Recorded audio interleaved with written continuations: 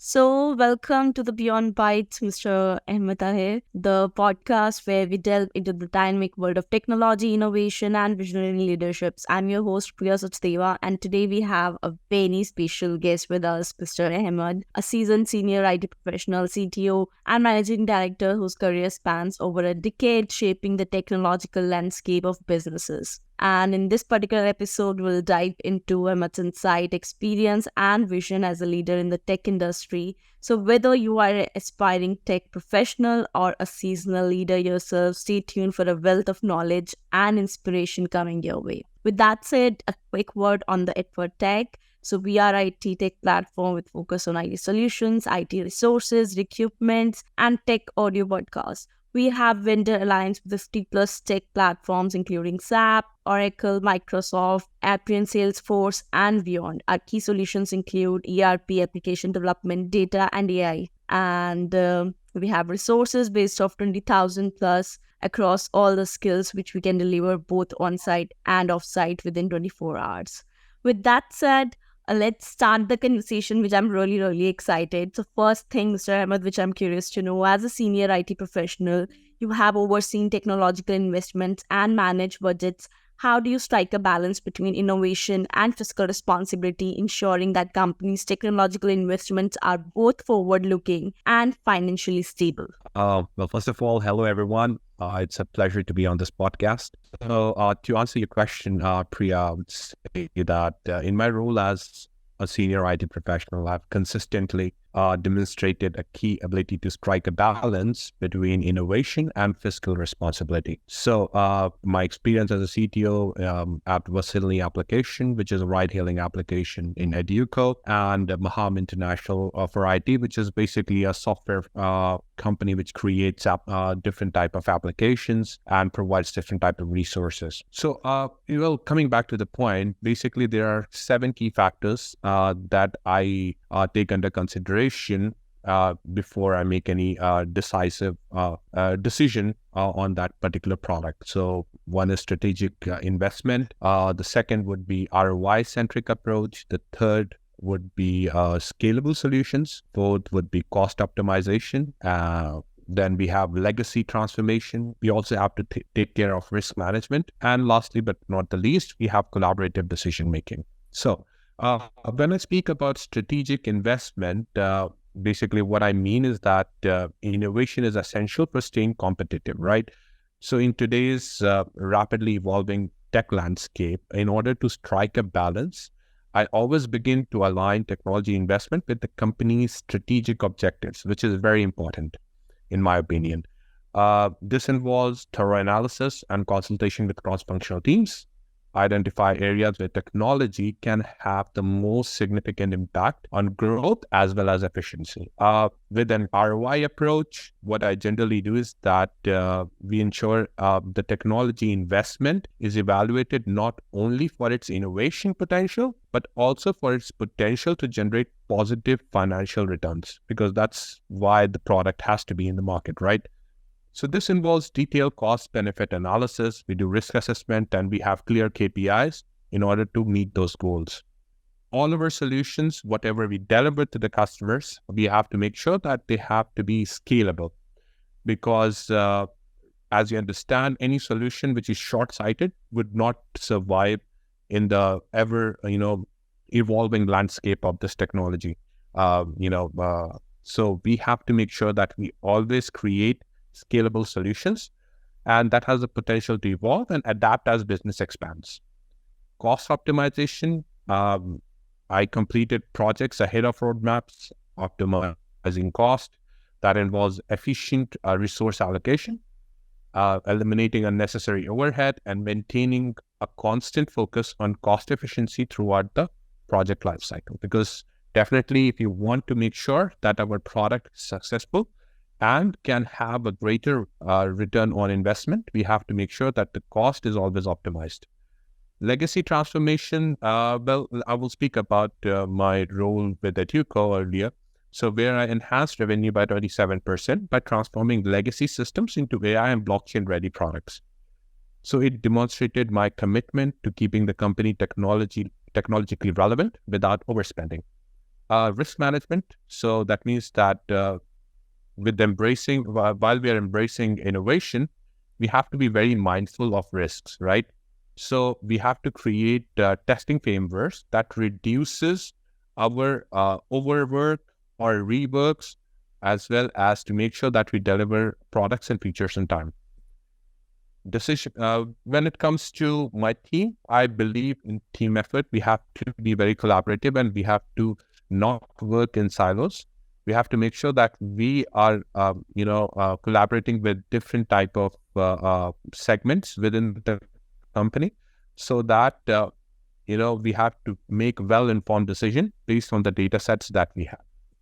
So in summary, I would say that, with my experience as a CTO and achieving revenue growth and cost optimization, so I'm dedicated to driving technology advancements that are forward-looking and financially sustainable.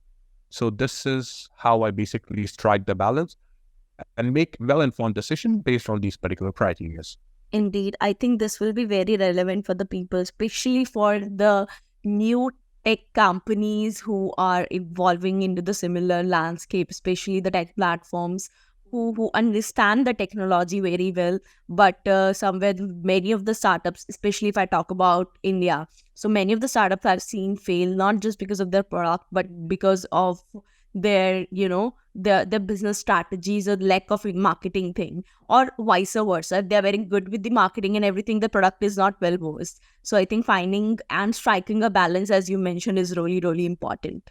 True. I mean, as we see that nowadays, what's happening is that you have an idea in your head, you want to bring that business to fruition, but at the end of the day, there are certain parts which you feel that they might be lacking once you have a product that's not functioning. The reason being is that as a CTO or as a technology leader, your role is not simply, to lead the tech, to identify what technology is best, what stack is best, to be part of your hiring process. This is not the entire role of a CTO. In my personal opinion, I believe CTO has to be very personally involved with cost optimization, with cross-functional teams, with understanding the risks of the things that you're bringing to the market and understanding the need of the product. So basically, you have to strike a balance between business and tech, as well as you have to have that capacity in order to translate that business acumen into your technological role. Fair enough. Also, you're someone who do lots of work in the non-profit sectors as well. So how do you balance responsibility between the commercial, the corporate one, or the non-profit sector that you're working? And how do these experiences affect each other? Like, do they support? Are they striking in between? So how does that happen? Well, first of all, commercial sector and non-commercial, non-profit sector, they are like a little bit different in certain ways, right? So balancing responsibilities between the commercial and non-profit sector has been, a rewarding and enriching aspect of my particular career, which I feel very close to. Mm-hmm. And experiences have informed each other in a meaningful way, right? They have things that I've learned from each. So my role as a director of outsourcing for a nonprofit, which is a 501c3 approved, it's called NGCO. It's based out of Indiana, US. So what my particular role is, basically, I'm involved in the hiring process. I'm also involved in a little bit of procurement processes related to different vendors, and adding those particular vendors to the particular project, and enriching that particular project itself.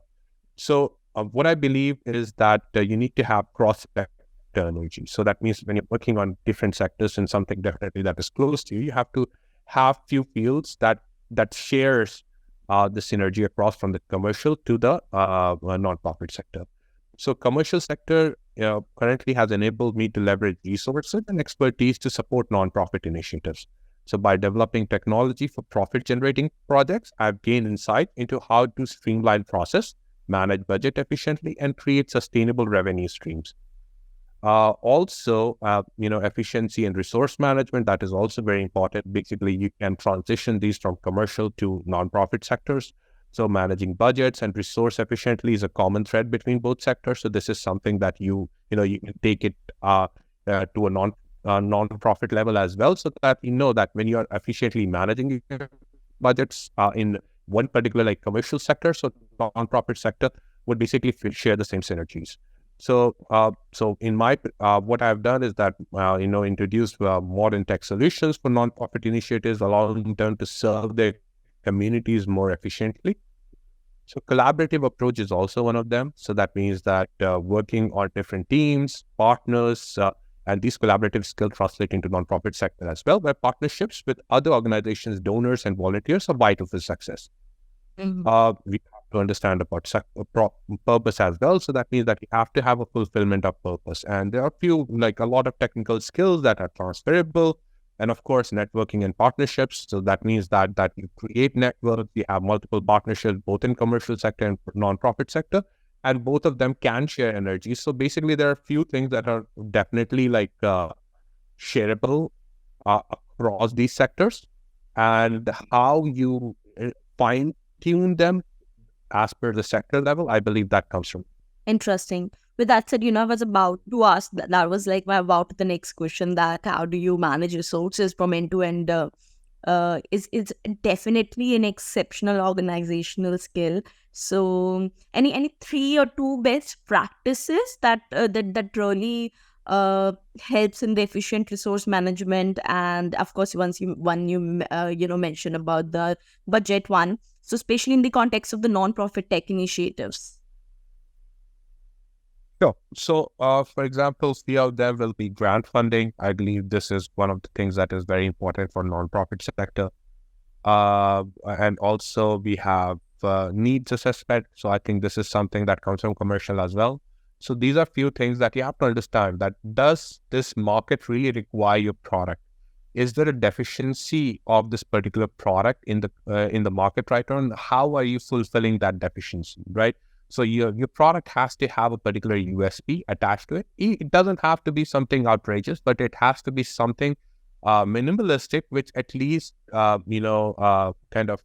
resonates with the crowd who are going to be your end users. You have to analyze your end users to make sure that whatever you do works perfectly. We also do volunteer and pro bono support. So that means that leveraging the goodwill of volunteers and professionals willing to contribute their time and expertise. So basically, we try to create a community around it. With tech, there is a lot of silo system, especially in commercial system. So that means that we want to keep our IP, of course, this is the same for nonprofit as well. But other than that, I believe that there is something that both sectors can benefit in this way, even in terms of scalability, risk mitigation. So these are few things that anyway, whichever sector you try to manage your resources, these you have to keep in mind whenever you are scaling them up. Either whether it is something that you have done that didn't work out in the past, so learning from adaptation, that means you adapt from your mistakes, as well as stakeholder management to understand your stakeholders, what are their requirements, what do exactly they want, how they want their returns to be, right? So these are few things that are cross-functional, across different sectors, but definitely they have to be fine-tuned per sector level. Makes sense. I hope that answers your question. Indeed, it did. Again, as a visionary leader, you're shaping the future of tech, and throughout the years, you have seen so much evolving. Even we talk about as a layman perspective, I talk about the real world, the things that exist now, or the strategies of work that exist now. The tools were not there in the a decade back or 2 decades back, and you being someone who's at the core of the industry, what advice do you have for the emerging IT professionals, and even I should say non-IT professionals, who aspire to make difference both into the corporate or social sectors with their technological expertise or any of their skills? Okay, so I believe that I should answer this in a way which kind of they can take pointers out of it. I think that makes more sense. So first of all, regardless of what stack you work with, right? So first of all, you need to have a purpose in mind. So what do you want to do with that particular stack? Or do you have a product in mind? So I believe right now, it's a very product focused market. It's not a market which you can be you provide general services, but that doesn't work out. So general services is great as long as there are people who are willing to avail your general services. But most of all, you need to have a product and you need to have a vision. So this is something, the first thing that the person has to have once they have reached a specific level where they want to see that, okay, now I want to achieve this. Secondly, continuous learning. I believe that even for me at this stage, I am learning new things every day. So this is something that you have to always be open about. You have to be very humble about what you have learned, and be humbled whenever someone teaches you something. So this is something that is very nice, and that is something that actually grows our technology, colleagues over time. That means that they get to learn new things, they get to grow. Getting multiple sector diverse experience, it's also very important for, especially for new tech individuals. So they don't stick to a single sector, right? So in my case, I have worked for financial sectors, I have worked for education sectors, I have worked for commercial sectors, I have worked for immersive technology sector, I have worked for AI sector, I have worked with blockchain technology sector. So basically, my idea of getting knowledge is basically you have to work with multiple sectors in order to gain that knowledge. Also, collaboration is another thing. Never be afraid of collaborating with others on different projects, which always kind of, widens your horizon. That means that, you have to have, also you need to understand that whenever you're creating goals, make sure that you don't just look at the end goal all the time. Because what happens is that when you're looking at the end goal, which is very far away, you end up procrastinating a lot. So it's always better that you have a goal, you segment that goal into several small wins, so that you can achieve those small wins and you can understand that, yes, you are moving towards your goal step by step every day, much more closer. Of course, your work needs to have an impact. So always make sure that whatever work you do, you kind of relate it to an impact. So that way you would also feel rewarded with what you have done.